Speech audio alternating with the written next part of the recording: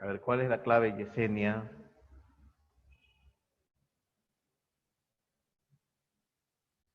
Adelí, Aide,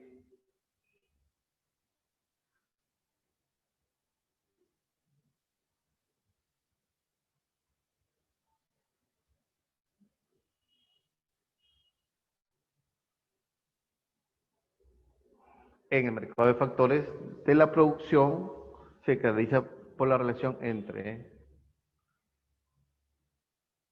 a ver, me dijeron dedo, la demanda de bienes y servicios y la oferta laboral.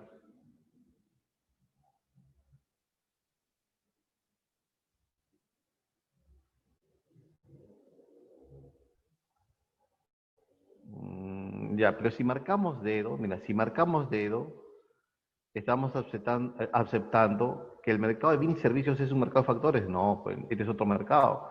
Hay dos mercados, ¿se acuerdan? Hay dos mercados. Miren, hay dos mercados. El mercado de bienes y servicios y el mercado de factores, producción. Y en este mercado de factores productivos, ¿qué está? Naturaleza, el trabajo, el capital. Entonces, en este mercado de factores productivos, ¿qué es un mercado? La interacción entre la oferta y la demanda. Habrá interacción entre la oferta y la demanda de tierra, laboral y de capital. ¿Está bien? Entonces, ¿cuál es la clave? La clave sería, profesor, si me está hablando de factores productivos, yo no tengo por qué meter mercado de bienes, ¿sí o no? No, la respuesta sería beso. Beso. ¿Por qué beso, profesor? Porque me están diciendo, en el mercado de factores productivos, ya sabemos que hay naturaleza, trabajo y capital, se caracteriza porque hay una relación entre los que ofrecen trabajo y los que demandan trabajo. ¿Quién ofrece trabajo? Nosotros, las familias. ¿Y cómo se nos va a pagar? Con dinero, salario, salario. ¿Y quién demanda trabajo? Las empresas. Y la L que sale, el trabajo que sale a los hogares, va a las empresas. Y las empresas cada fin de semana o cada fin de mes nos va a pagar con dinero, flujo nominal, salario. Y ahí está. Por eso la clave es beso. Beso. Muy bien. Continuamos entonces. ¿Ah? Bien. Techo propio. A ver, techo propio. Quizás alguien viva en ese programa. Yo postulé, nunca me dieron.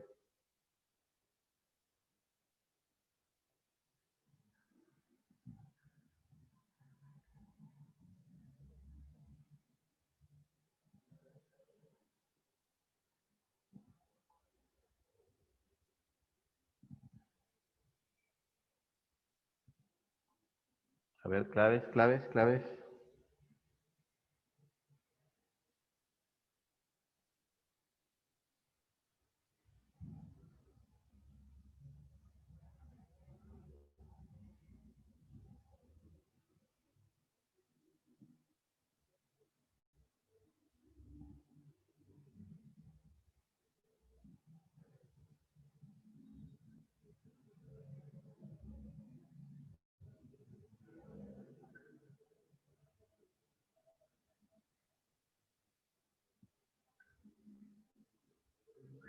Bien. Techo propio es un programa del gobierno que va a poder coberturar y atender la demanda de viviendas. Va destinado a las familias de ingresos moderados o ingresos bajos, ¿sí o no?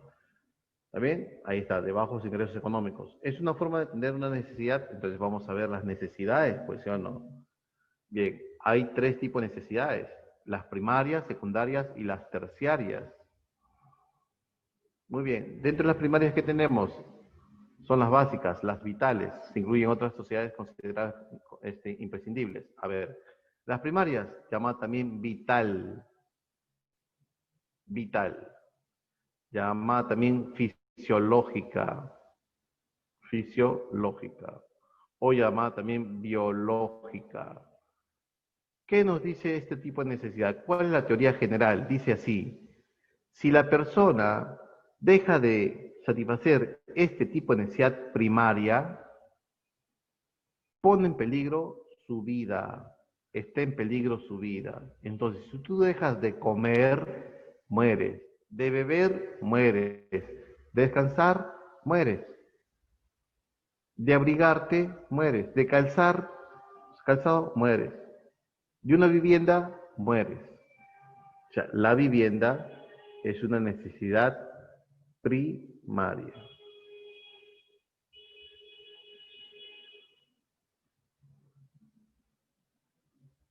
¿Ya? ¿Hay primaria? No. Entonces, vital. ¿Ya? Y las secundarias, llamadas también complementarias. Complementarias. ¿Por qué? Porque complementan a las primarias. Llamadas también sociales. Sociales. Porque permite el desarrollo de la persona como individuo y en sociedad. Por eso la educación es secundaria. La cultura es secundaria. El deporte es secundario. El ir a rumbear, a bailar, es secundario. Y la terciaria, esta acá, la terciaria, son necesidades llamadas superfluas. Superfluas. Llamadas también suntuarias.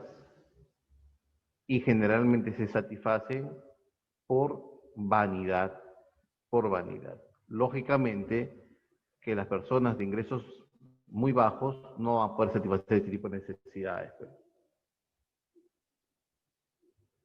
Ahí está, superfluas, suntuarias, terciarias, suntuarias, de lujo, son las terciarias.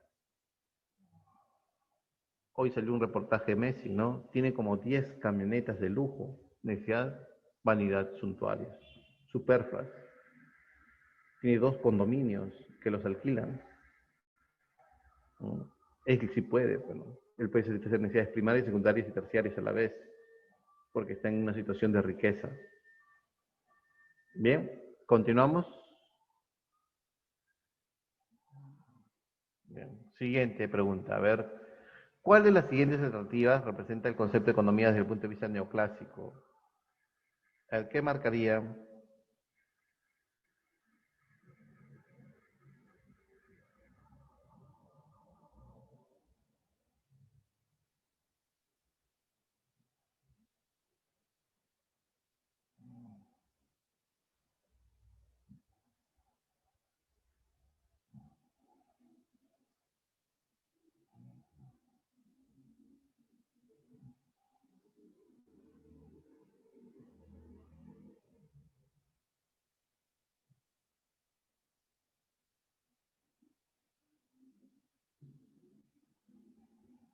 Ya, la superflua son las terciarias, son las suntuarias, son de lujo, pero lógicamente, jóvenes, que hay necesidades primarias que se pueden satisfacer como si fueran terciarias.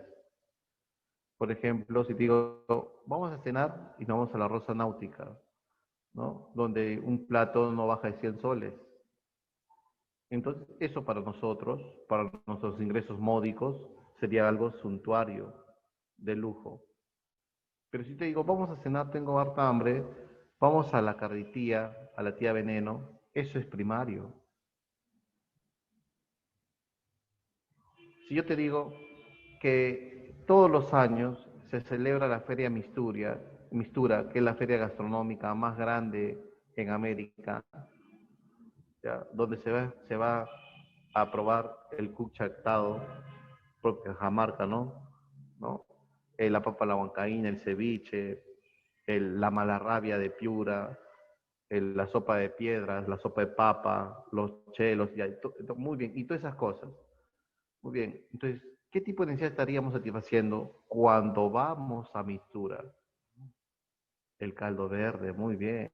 Y tantas. Dicen que en el Perú solamente en la costa podemos tener 2000 clases de sopas. Bien, entonces yo pregunto,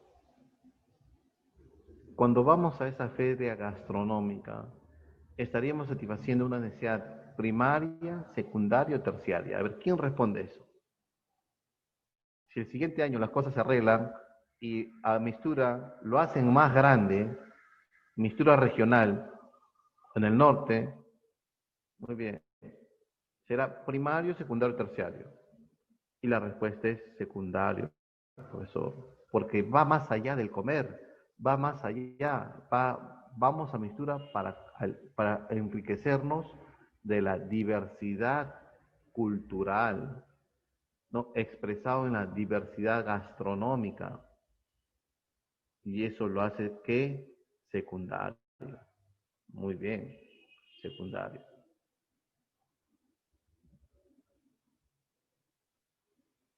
Ahora, si yo te digo,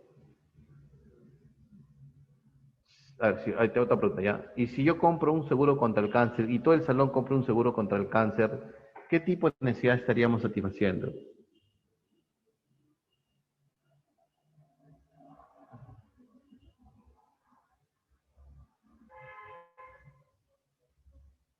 Esa es buena pregunta, ¿no? Es buena pregunta. ¿Por qué es buena pregunta, profesor? Porque, ¿qué dice la teoría de la necesidad primaria? Si el individuo deja de satisfacer por un tiempo prolongado, muere. Si tú dejas de comer, mueres. Si dejas de dormir, mueres. Si andas desnudo, mueres. Y si no tienes un techo, mueres. ¿O no mueres? Mueres, pues. El frío te mata.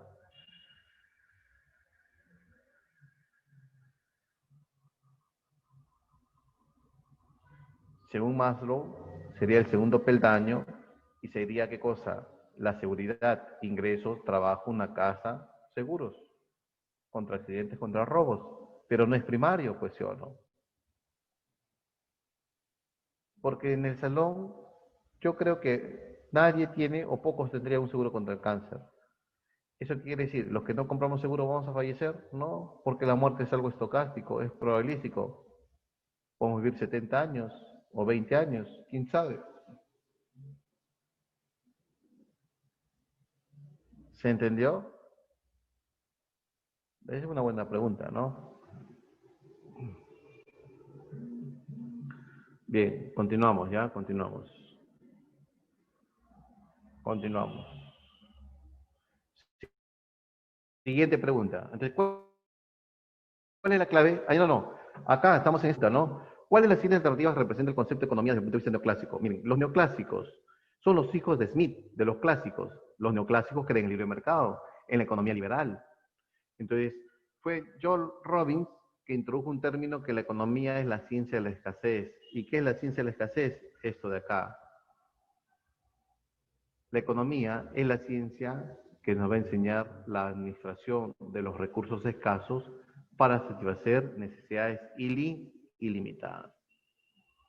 Este es un concepto neoclásico de la economía, pero no me rayen la pizarra. ¿Qué es la economía? Es la ciencia de la escasez. Y la escasez es un término relativo que toma en cuenta dos conceptos, los recursos escasos frente a necesidades ilimitadas. Entonces, ¿qué es la economía?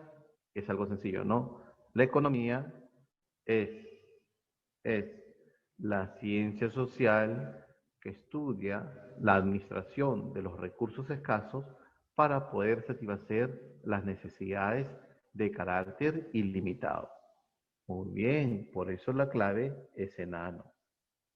Es enano. ¿Se entendió? ¿Ha entendido?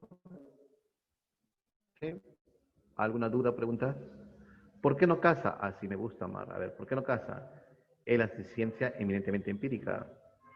¿Ya? Ciencia empírica. Es una ciencia fáctica que estudia hechos reales, ¿no? Es una ciencia empírica, significa que la economía es 100% práctica, o sea, no hay teoría. Yo podría preguntar eso, ¿no?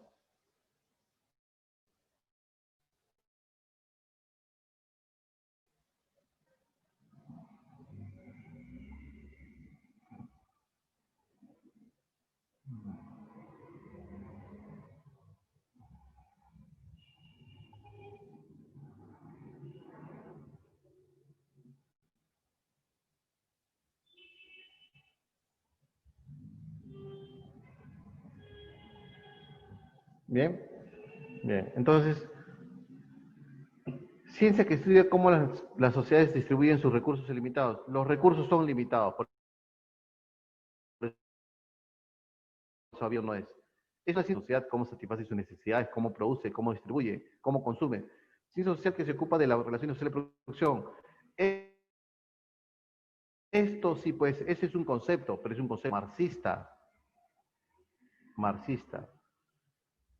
Entonces la clave sería, es una ciencia formal. Ya, pero dicen neoclásico, ¿no? Te están pidiendo este concepto, ¿no?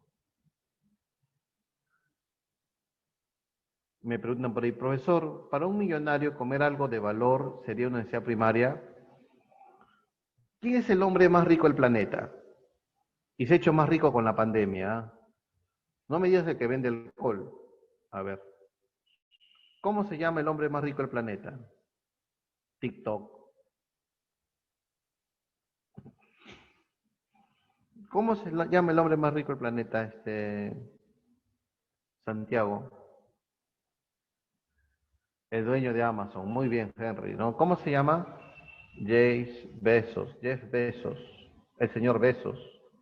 Muy bien. Su fortuna pasó más de los 100 mil millones de dólares, ¿no? 200 mil millones de dólares, perdón, 200 mil ya. Sí,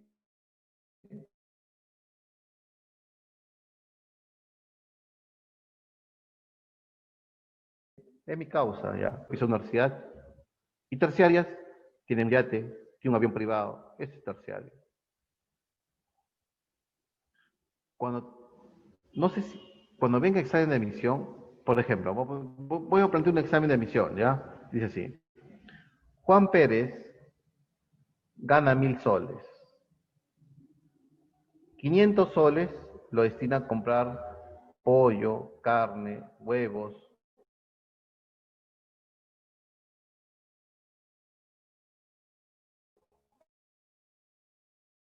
papa, para pagar de su hijo. Y 300 soles para pagar la joya que le compró a su hija. Porcentualmente, Juan Pérez ha gastado en cuánto en necesidad primaria, cuánto en secundaria y cuánto en terciaria. 500 en comida, 200 en educación y 300 por una joya. ¿Qué marcarías? ¿Cuál sería tu respuesta hablando porcentualmente? De los 1.000 soles que gana Juan, ¿qué porcentaje lo destina en necesidades primarias, en secundarias y terciarias? Eso fue una pregunta de examen de admisión. Entonces me dan el contexto, ¿no? Si una persona gana 1.000 soles, realmente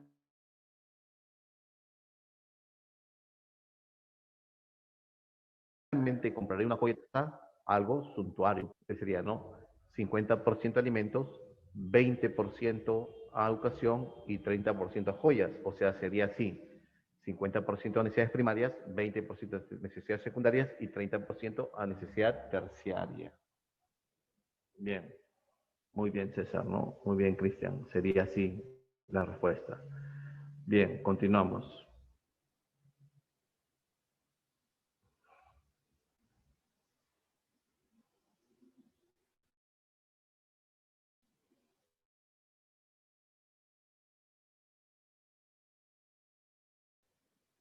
Los juicios a la pobreza en la que se encuentran gran parte de la población peruana son clasificados por la economía como, y ahí voy a explicar, ¿ya? Miren, para eso les preparé esto, pero me han rayado, ¿no? La economía como ciencia, o sea, la ciencia económica se divide en dos: economía positiva y economía normativa. La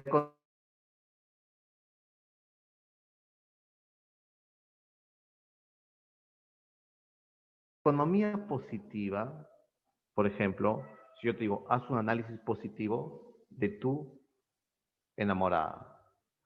Entonces, si yo te digo, haz un análisis positivo, te cambias de ojos, porque tú estás enamorado de ella.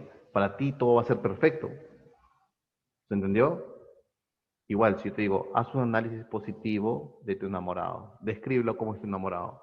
Como tú estás enamorada, lo miras con otros ojos.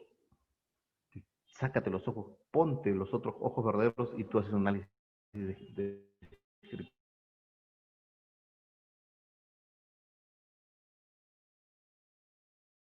O sea, lo que es, ¿yo? Si cuando juega una alianza, yo te digo, y tú que eres hincha de alianza, te digo, ¿cómo? Hazme un análisis del partido. Entonces dices, pero ojo, sácate el corazoncito de la camiseta. Es un análisis positivo.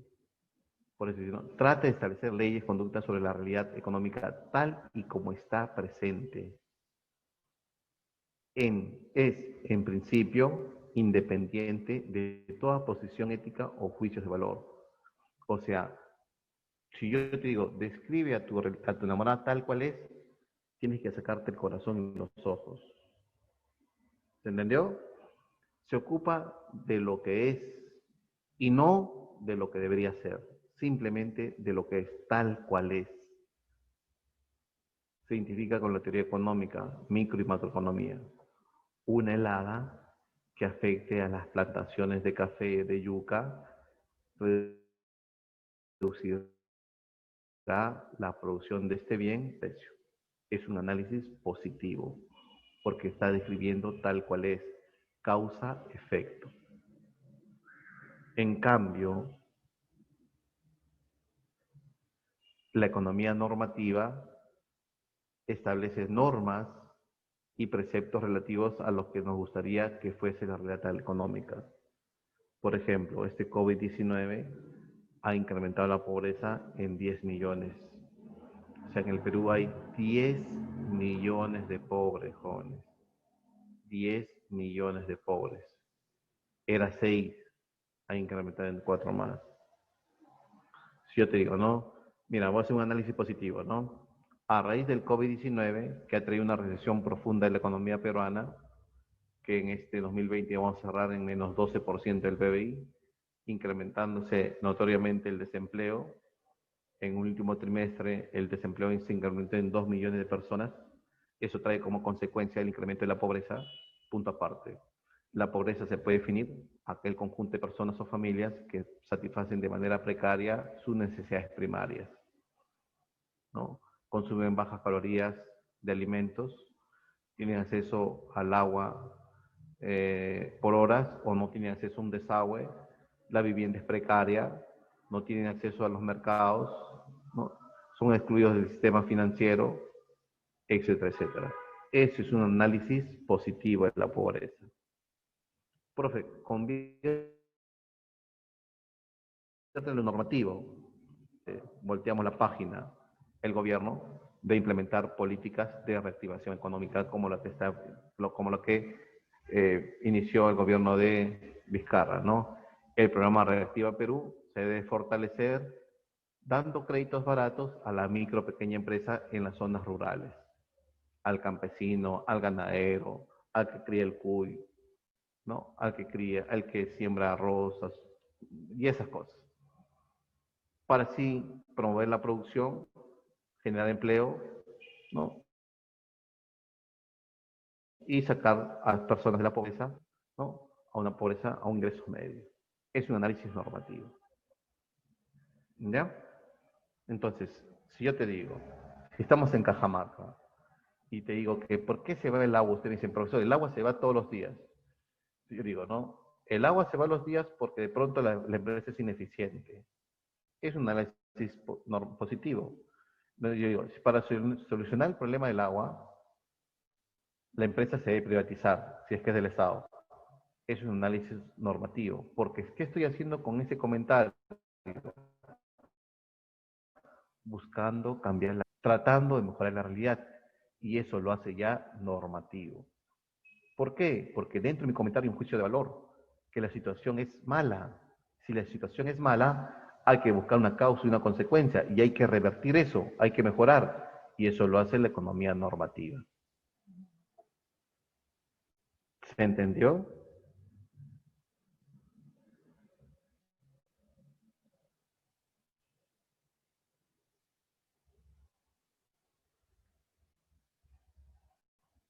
¿Sí? A ver, ejemplo, tú me dices positivo normativo, ¿ya? La corrupción genera en el Perú una pérdida aproximadamente de 40.000 millones de soles. Se puede ver esas pérdidas e incremento de las públicas porque los leyes se sobrevaloran, las construcciones quedan paralizadas por el Poder Judicial y la Contraloría, producto de la corrupción, ¿no? Se desfalca el Estado en el sentido que el funcionario público se lleva millones de soles por cohechos, por peculados, por malversación de fondos, etcétera, etcétera. Pregunto, ¿es un análisis positivo o normativo? ¿Qué me dicen ustedes?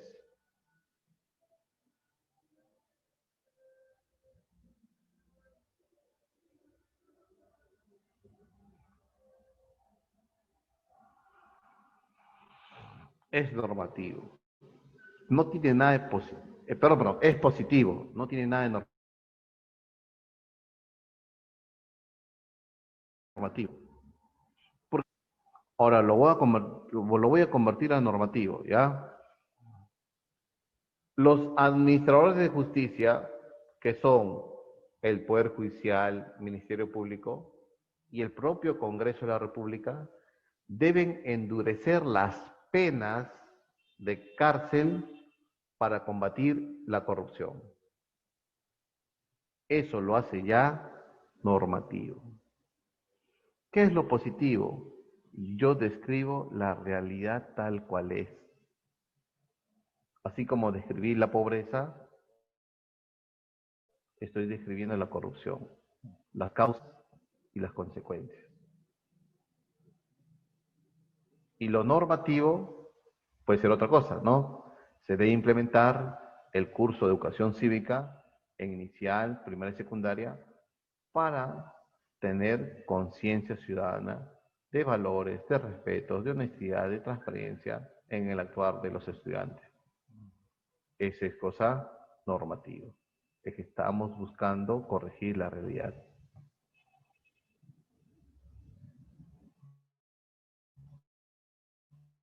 ¿Está bien?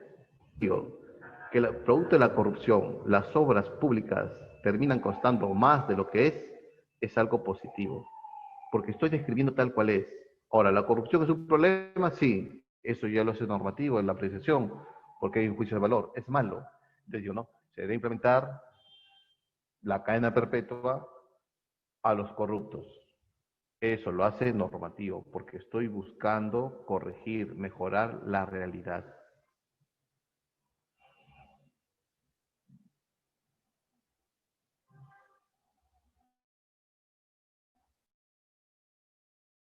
¿Sí?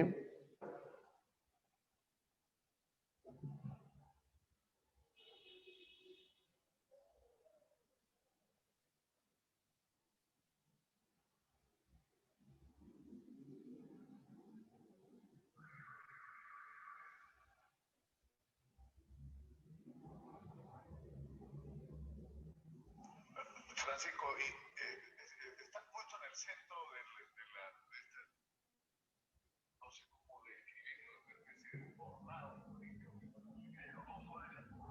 Bien, entonces jóvenes, ¿cuál sería la respuesta? Los juicios de valor que puede expresar una persona respecto a la pobreza.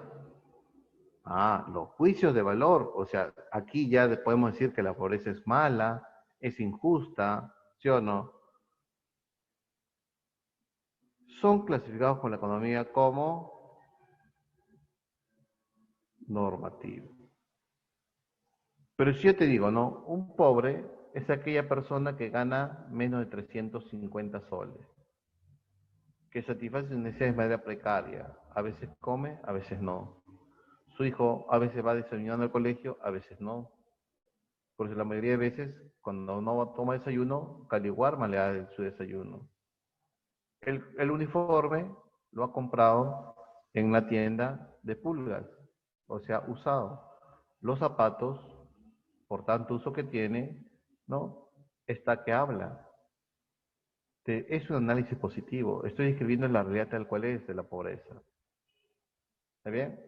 Que va a salir mi corazoncito después, ¿no? No es posible que a puerta del bicentenario de la República pueda haber pueblos que estén horas de los colegios, ¿no? Pepe Lucho camina 3 horas diarias para ir a su colegio primario.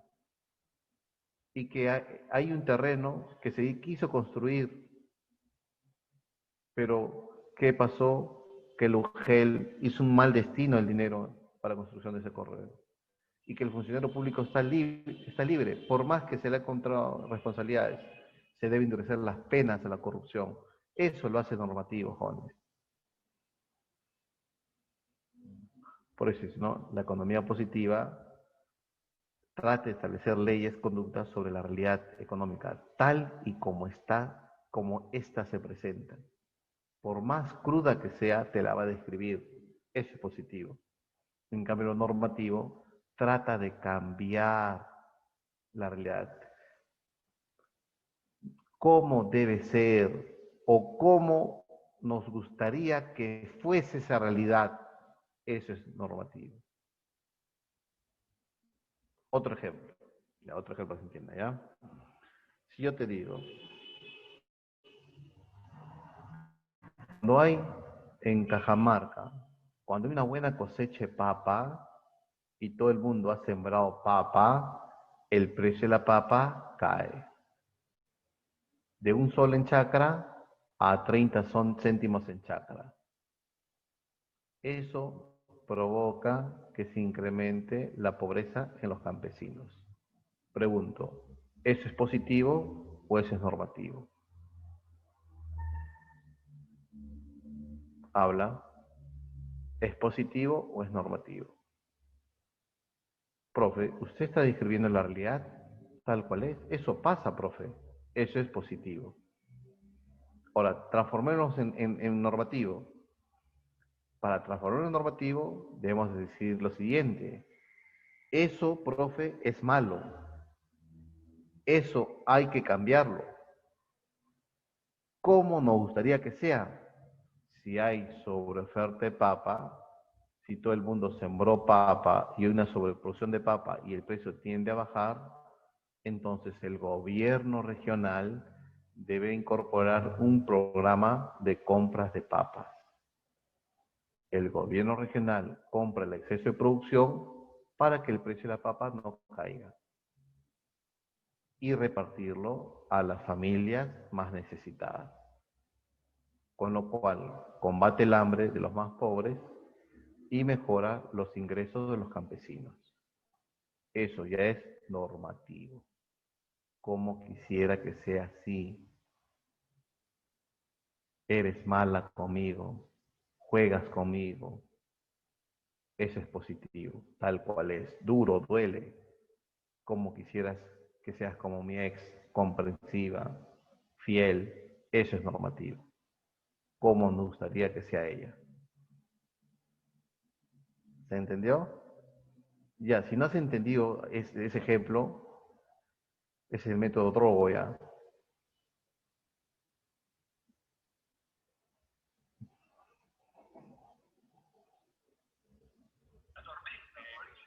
el ojo de la tormenta. ¿Sí? Bien, continuamos entonces, ¿ya? Continuamos, a ver. Bien. El programa del Estado peruano denominado Cierre Exportadora, eso lo conocen ustedes, ¿no? Se fue incorporado por el gobierno de Alan García, que consistió en darle ciertos accesos a los mercados extranjeros a la sierra. a través de la capacitación, a través de la innovación, a través de los créditos baratos, que Alan García siempre se acostumbró a esa parte, ¿ya? Bien, si Sierra Exportadora fuese un boom, pues la Sierra estaría exportando. Y lo que más exporta es la costa, ¿no? La agroindustria, ICA, por ejemplo, ¿no? ICA es una, es una máquina de exportar, jóvenes. Piura también, ¿ya? Bien, dice, con el programa Sierra Exportadora, dentro de los productos de exportación tiene la alcachofa y la palta. Entonces yo te pregunto, ¿la alcachofa y la palta son exportaciones que siempre hemos exportado? Los incas exportaban, en la colonia exportábamos, a inicios de la República exportábamos. No, no, profe. Entonces, ¿cómo se llama aquella exportación de los últimos años que tiene mayor valor agregado? Que están concentrados en los agroindustriales, textiles, metal mecánicos, platería, joyas, artesanía, no tradicionales. Entonces la respuesta sería no tradicional. Profesor, ¿y Cajamarca exporta productos tradicionales? Sí, en Cajamarca, ¿cuál es la mina más grande? Está en dos cuencas. ¿Pero qué mineral? Yanacocha. ¿Qué mineral? Oro. Y es un tradicional. Plata tradicional. Cobre, plomo, estaño, zinc, molibdeno tradicional. Igual que el gas, igual que el petróleo. Productos tradicionales. Pero yo sé muy bien, porque yo no he ido a Cajamarca. Ese día que yo quería ir a Cajamarca me quedé porque me dio una infección. Pero mi familia sí se llegó a Cajamarca. A mí me botaron en Lambayeque, ¿no? Y, y se entrevistaron con una señora con un pueblo donde se hacen los sombreros. ¿Cómo se llama ese pueblo donde hacen los sombreros? Que son hermosos. Si alguien de Cajamarca lo debe saber. Y ahí les cuentan, ¿no? Nosotros tejemos los sombreros a mano, que son bien caros, dice, ¿ah? Y lo vendemos a Centroamérica. O sea, exportan a Centroamérica. ¿Ya? Y el país centroamericano que compra, El Salvador, no sé qué país, ¿ya? Bien, lo pone como hecho en su país. Y cuando van los turistas a Centroamérica, se compran esos gorros, pero esos gorros son hechos en Cajamarca. Los gorros, ¿qué tipo de exportación es? ¿Tradicional o no tradicional? Los sombreros, no son gorros, los sombreros de paja. ¿Tradicional o no tradicional? No tradicional. ¿A qué sector pertenecen? ¿Al sector primario, secundario, terciario? Muy bien, manufacturero. La transformación de la paja en un gorro, en un sombrero, ¿no? Es sector manufacturero secundario. Muy bien, Edwin, muy bien. Continuamos, continuamos, ¿ya? Entonces, la programa Sierra Exportadora ha permitido exportar productos no tradicionales, ¿no? Que tienen mayor valor agregado. Están más transformados. Bien.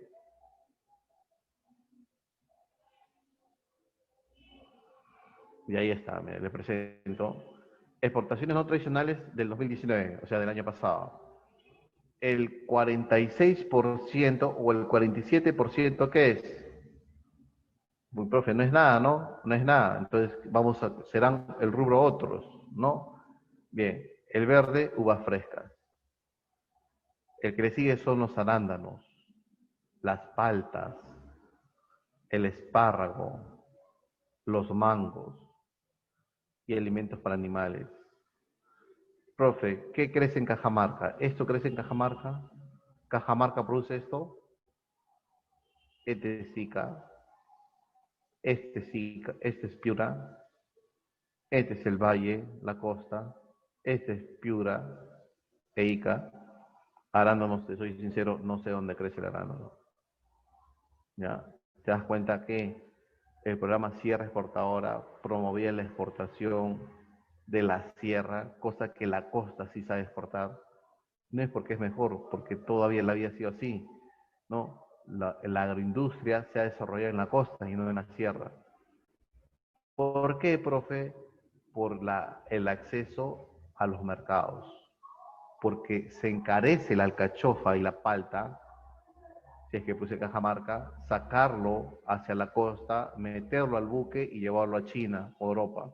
Ahí el producto se encarece por el transporte. Porque el Perú es así, pues, ¿no? El Perú es así, partido por la cordillera de los Andes. Y esa cordillera de los Andes, ¿qué provoca, profesor? Provoca que el piso sea accidentado. Y al provocar que el piso sea accidentado, los productos de la sierra se encarecen cuando llegan a la costa para la exportación. En cambio, cuando crecen acá, es más barato llevarlo al mercado internacional. Es una de las limitantes de la sierra que quiere exportar. ¿Debe cambiar? Claro, debe cambiar. No hay ningún tren de penetración, jóvenes, sí. Bicentenario, y es una vergüenza, mira, que no tengamos un tren así. Por lo menos ya tenemos tres trenes así, que penetren la cordillera. ¿Y eso qué provoca? Reducir los costos de los productos, tanto de la selva como de la sierra. Cuando alguien va a la selva, va a ver que las papayas se están pudriendo, que las granadillas se están pudriendo. Pero aquí las papayas están caras, las granadillas están caras. Es que el costo de traerlo es caro, joven. Bien. La corrupción, pues, ¿no? La corrupción, ¿no? El tren de Balta, por ejemplo, ¿no? O sea, todo el mundo que tenía dinero en el gobierno siempre le gusta construir. Coincidencia, ¿no, profe? Toledo le gusta la interoceánica, ¿no? Alan García le gustan los hospitales. Es que en la construcción está la plata. Está la coima, eso tiene que cambiar. Pues, y ustedes tienen que cambiar eso, los jóvenes, más críticos, hacer respetar sus derechos como ciudadanos. Bien, continuamos. Bien, en la producción, la incorporación de más trabajadores en una fábrica o planta industrial cuya cantidad supera a la capacidad instalada, sus rendimientos serán, a ver, vamos a ver, ¿ya? ¿Qué marcarías primeramente? ¿Entiendes la pregunta o no entiendes la pregunta? ¿Se entiende o no se entiende la pregunta?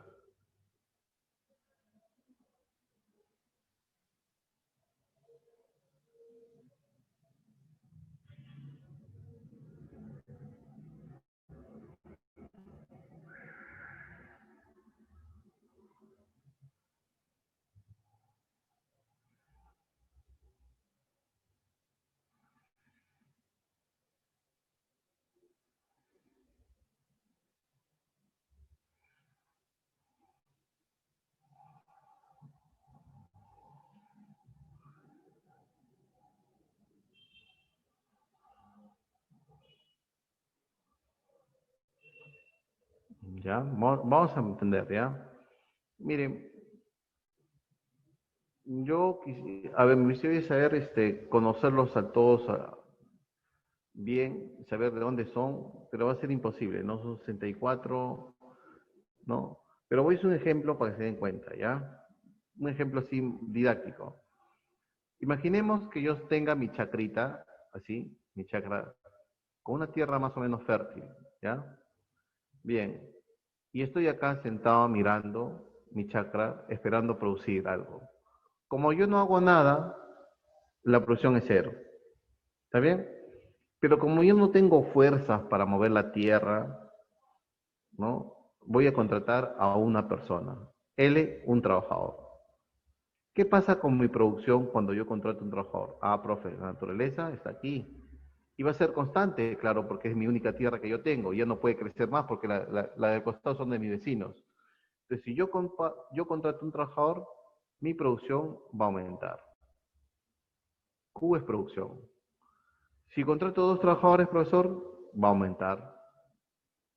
Va a aumentar. Si contrato tres, profesor, va a aumentar.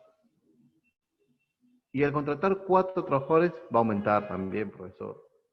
Pero mi vecino del costado me va a decir, oye, Nilton, ya tienes cuatro trabajadores, es suficiente, porque tu tierra solamente permite cuatro trabajadores nada más. A eso se llama capacidad instalada. La capacidad instalada que de mi tierra permite 4 peones, nada más.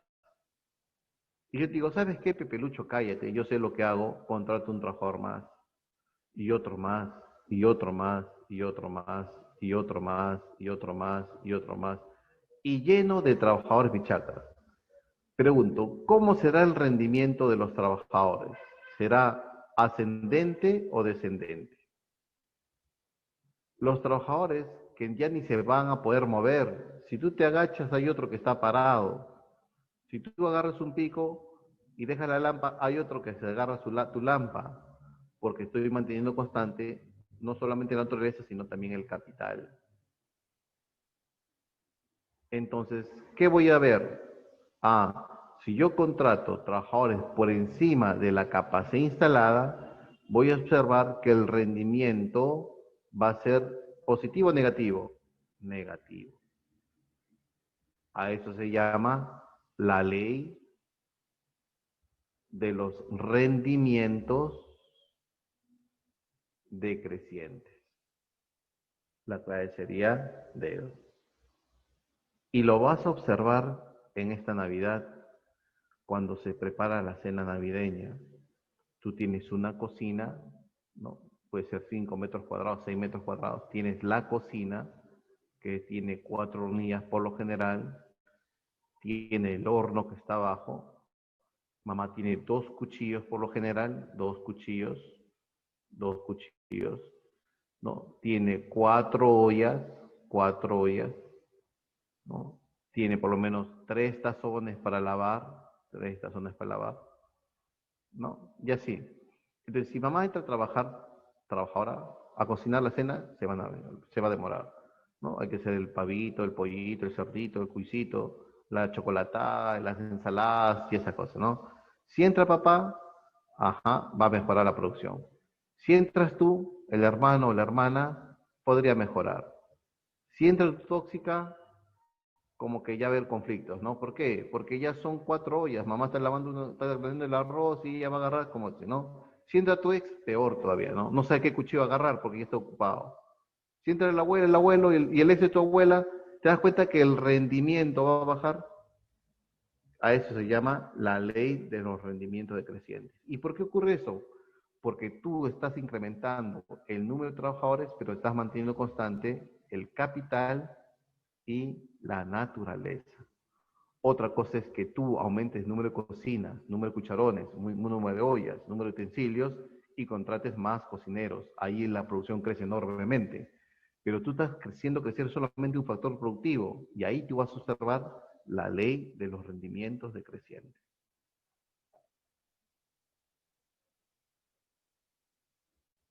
¿Se entendió o no has entendido? Si estás en Gamarra y tienes un taller de costura, tú tienes 4 máquinas de coser. Y si tú abres en Gamarra a las 8 de la mañana y cierras a las 6, 7 de la tarde, simplemente tienes un trabajador aquí, un trabajador aquí, un trabajador aquí y un trabajador aquí. Si tú, por darle empleo a tu sobrino o a tu tío, ¿no? Lo contratas aquí, este va a distraer. Como no tiene máquinas donde sentarse, uno se va para el frente de ti y te va a conversar. ¿Se entiende? O sea, el rendimiento comienza a bajar cuando tú contratas trabajadores por encima de la capacidad instalada. Ahí observas la ley de los rendimientos decrecientes. Yo creo que has entendido, ¿no? Eso opera, siempre se opera así. Si yo mantengo constante los otros factores, incremento mucho factor trabajo, el rendimiento va a ser decreciente. Bien, continuamos. La característica por la cual la necesidad humana puede ser satisfecha por diferentes maneras, por bienes y servicios, se define como, bien, a ver, Cajamarca. ¿Cuál es el plato más rico de Cajamarca? Algún día conoceré Cajamarca. Pasando la pandemia me voy para allá. A ver, el cuy. Sí, ¿no? El cuy, ¿no? ¿Sí o no? Sí. ¿Cuánto es un cuy? Pero esos cuy morocototes, esos grandotes. 25 soles. ¿Tanto está el plato? No, pero no frito, sino yo quiero cocinarme el cuy. Yo me voy al criador de cuy. Mamita, véndeme su cuy. Un cuy vivo, ¿cuánto está? 250, 25, 30. Vivo. No es barato, ¿no? No es barato.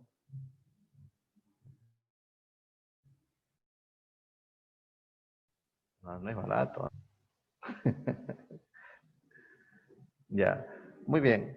Ahora, si tú tienes mucha hambre y no hay cuy, ¿qué preparar? ¿Con qué preparas?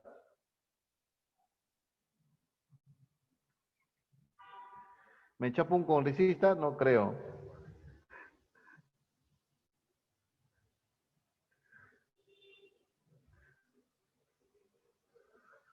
La presidenta del Congreso es cajamarquina, por si acaso.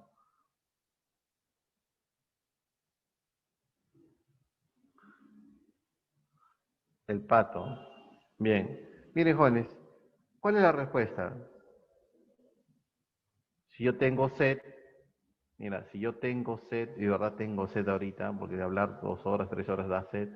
Si yo tengo sed, ¿qué quiero? La de atrás, una cola real rojita, un Sprite, una Coca-Cola, un Inca-Cola, una Fanta, una Crush. Pero todos extrañan su Crush, me imagino. Y ya no existe, ¿no? Es Fanta ahora, ¿no? Bien, entonces a eso se llama una característica, ¿no? Que las necesidades se pueden satisfacer de diferentes maneras, o con Inca-Cola o Coca-Cola, y eso se llama sustitución.